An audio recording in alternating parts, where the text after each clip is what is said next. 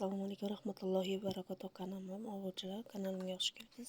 Bugun sizlarga bahor faslida vitaminlarga boy bo'lgan ham to'yimli ovqat o'rnida ham tayyorlab yesangiz bo'ladigan salat tayyorlaymiz.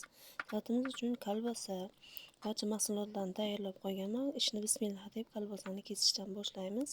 Kolbasalarimizni xuddi shu shaklda kesib olamiz.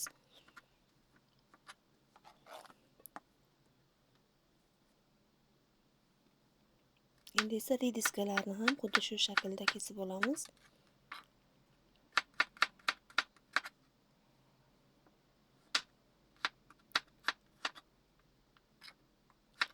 Men bu uydagi bor mahsulotlardan foydalandim.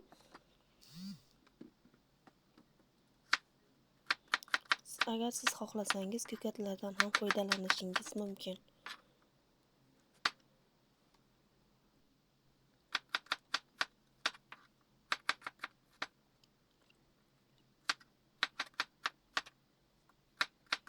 Rediskalarni ham o'sha kesib oldim.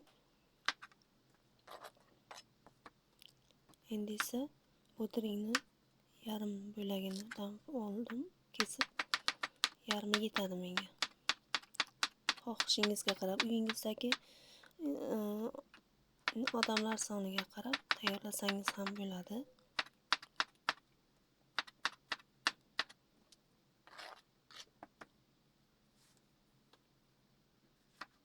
Endi esa bir dona pomidorni xuddi shu shaklda kesib olaman.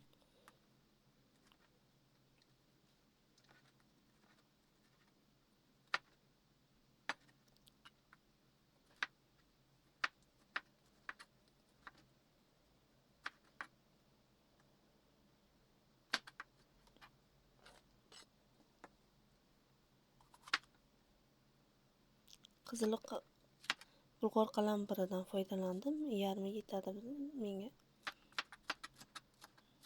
Xuddi shu shaklda kesib olamiz bulg'or qalampirlarni ham.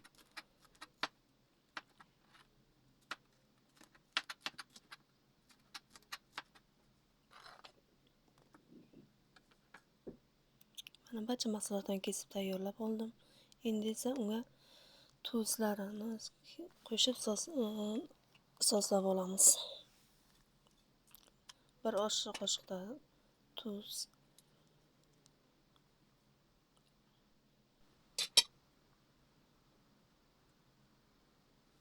kunjut yog'idan foydalandim. Juda ham salatimizga mazali ta'm beradi. Ozgina limon sirkasidan ham foydalandim.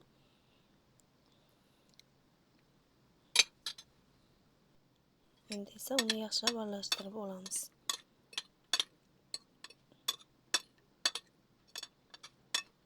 Salatimiz ham tayyor bo'ldi.